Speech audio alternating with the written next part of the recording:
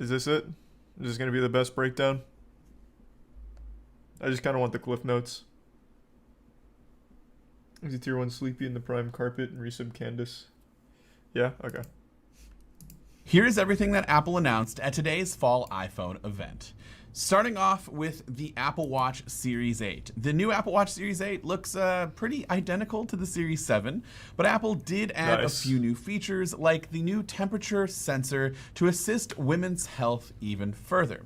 Now, this new temperature sensor would work with the cycle tracking app to improve accuracy, and Apple says a nighttime wrist temperature would be a great way to get an accurate reading. Isn't that good and for it would better detect everyone's health, ovulation. not just women? It actually detects changes as small as 0.1 degrees Celsius, and it even does a reading every 5 seconds. The Series 8 can also notify for potential cycle deviations. Crash detection also made its way to the Series 8, and it can detect if you've been in a severe crash. This new feature can automatically detect impact and dial 911, as well as alert your emergency contacts. Front, side impact, rear end collision, and rollovers are the 4 areas of which Apple uses to detect a crash, alongside some new sensors built into the watch. OC? It still has the same battery life of around 18 hours, but Apple did introduce the long-rumored low power mode, which can now give users 36 hours of battery life on one single charge. This will disable features like always on display, but preserves important features like car crash detection while on low power mode.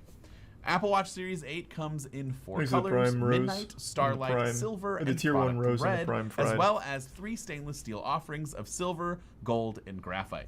Pre-orders begin right now and will be on sale next week, September 16th.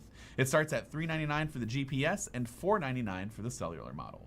Next up, Apple briefly touched on the SE, which received a little bit of an update. It first comes in new colors now. I've never had a smartwatch. Are they actually worthwhile? The only one I know with one is Tiana, but it doesn't seem like it does anything super special. Overwhelmingly no. It's kind of cool because it gets like a heart rate, but other than that, that's the only thing I've really seen it do. There's a prime lamp and the resub angel.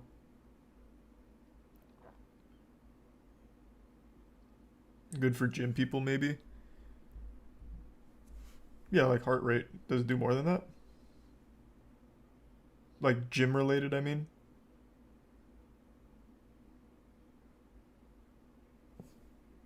It can track your steps. Thanks to the resub Meadow. Tells time, true, good point.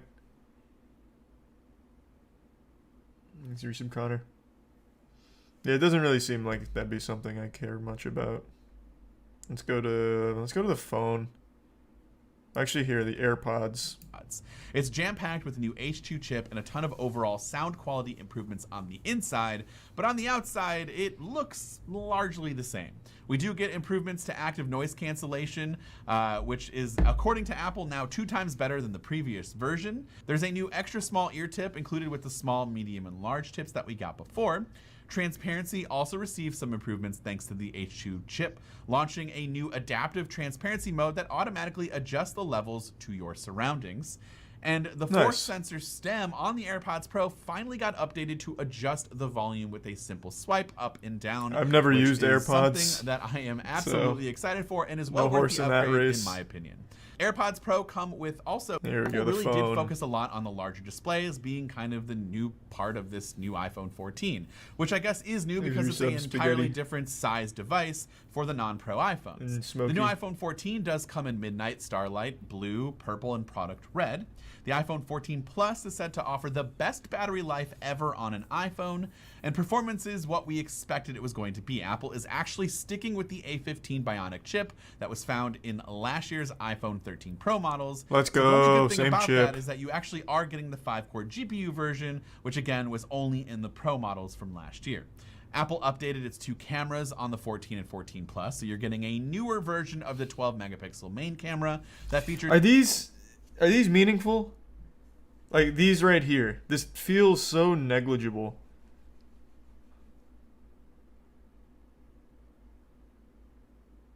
Only 2 people said yes so far, so overwhelmingly no. Like it doesn't feel like that'd be worth an entire new phone just for like a slight pixel upgrade and aperture upgrade. There's a resub LG Tex. JC Hockey in the Prime Hot Pocket.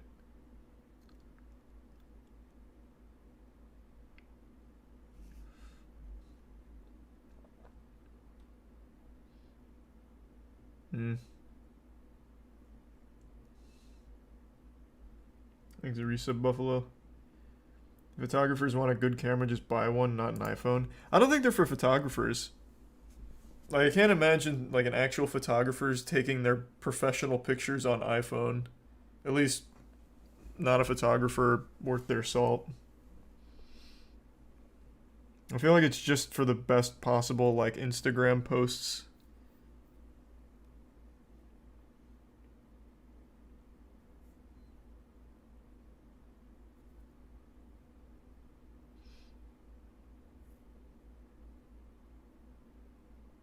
Apple's marketing to people like filmmakers for some reason.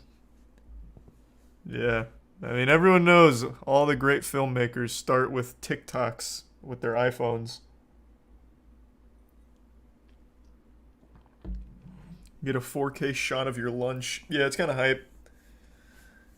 I mean, I appreciate the camera upgrades because now watching public freakout videos is crisp, like high definition. You no longer have like terribly shit quality and very pixelated, so I appreciate it.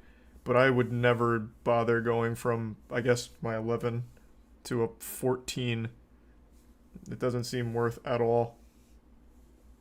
There's some moldy, bad, and cornflakes, and tea and simple. There's a larger sensor, sensor shift OIS, and a 1.9 aperture for better low light improvement. Ultra wide is also available, but Apple didn't really mention any specific improvements to that sensor. Oh my god. But I guess it has been improved. The true depth camera on the front has been improved for better low light performance and now has autofocus for the first time. Photonic Engine is a new engine that Apple developed to help with low light photos, which apparently offers 2 times better low light photography on the front, ultra and wide angle lenses, and there's also a new mode for so is it video, just cameras? Which is actually called action mode, which improves stabilization, and apparently you'll get gimbal level stabilization, which is a bold claim that I cannot wait to test out. All US models will no longer have a SIM card tray and will solely rely on eSIM, and the iPhone 14 will also have the crash detection that feature that we mentioned on the Apple Watch Series 8. Apple also announced its long-rumored emergency SOS via satellite connectivity feature that can now notify emergency services whenever you do not have cell service. This would allow your iPhone to connect to a satellite that's orbiting our Earth, and the phone will actually show you where to point and where to move to keep in contact with that satellite, and you'll be able to send and receive messages in order to kind of get help if you need it. You can also, in less dire situations, share... I mean, that's pretty cool. I feel like in the entire year that the 14 will exist before it's inevitably cycled out for the 15, I feel like that might get used twice across the entire globe. But I mean, that's kind of cool. Like, I could absolutely see the use of it.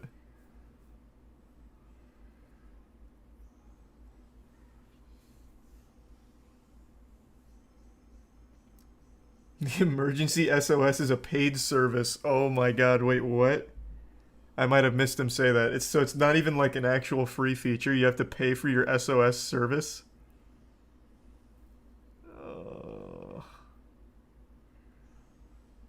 Ooh.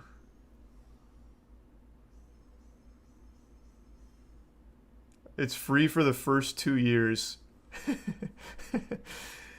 Okay.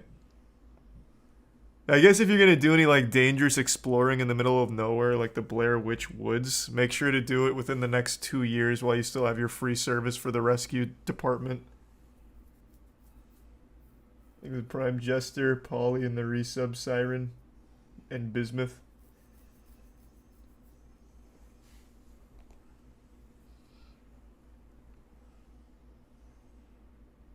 Seems useful if you, like me, have AT&T and your coverage always sucks. Oh, does AT&T have bad coverage?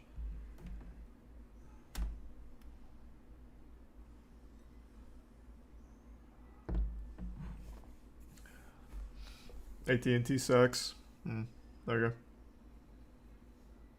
Thanks a Prime Soda.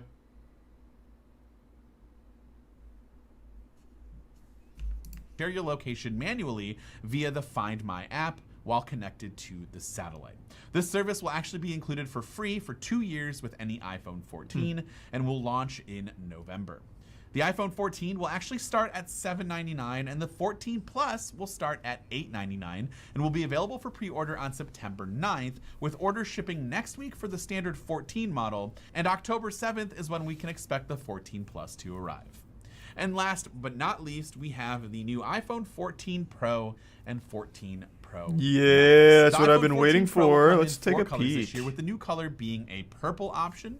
And the new pill-shaped cutout is the first thing that your eyes are going to be drawn to, and actually comes with some useful improvements based around it. I actually never thought that we'd see a cutout like this be useful, but Apple is calling it its dynamic island and was actually a pretty big part of the show. It can expand into different sizes when alerts are presented, and it works entirely across the system, like muting, starting a charge, or connecting AirPods. You can even see album art, and it's completely interactive. Live activities work seamlessly with Dynamic Island, which is actually pretty cool, and developers can take advantage of Dynamic Island for its apps and services. The new display comes with even thinner borders, the dynamic island, and a brighter screen of up to 1600 nits of peak brightness, which is the same level as the Pro Display XDR. And if you're outdoors, you can push that brightness up to a max 2000 nits of peak outdoor brightness. Apple also finally made the debut of Always On Display, as we were actually expecting this to happen, and it is modeled after the new lock screen from iOS 16. So the time, widgets, and live activities are always available. Wallpaper photos can be dimmed but preserve skin tones, and you can keep track of those live activities without trivial changes. The A16 Bionic chip is inside the new iPhone 14 Pro, and it's built off of a 4nm process and has a 6-core CPU and a 5-core GPU with 50% more bandwidth for better gaming improvements. The new cameras on the iPhone 14 Pro and Pro Max have finally received a pretty massive upgrade. This new system comes with a new 48 megapixel main sensor leading the way with quad pixel sensor. It's actually 65% larger than the iPhone 13 Pro and has a second-gen sensor shifting OIS and 24mm focal length. The new main camera has 2 times low-light improvements compared to the iPhone 13 Pro. I just feel like every picture you'll ever take with your phone doesn't need to be professional grade. I don't know, this doesn't really seem worth it. Again, a photographer is not going to use an iPhone for their actual work. It's just not going to happen. They'll have a legitimate camera for it. It just really doesn't feel worth for the extra cost.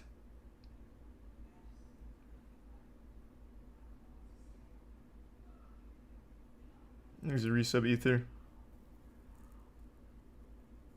And the bit sways. But what about the professional grade dick pics? I feel like that'd just be counterintuitive. I feel like a good dick pic needs to be blurry so there's still room for interpretation. Yeah, there's still a little mystery there. Leaves a little to the imagination.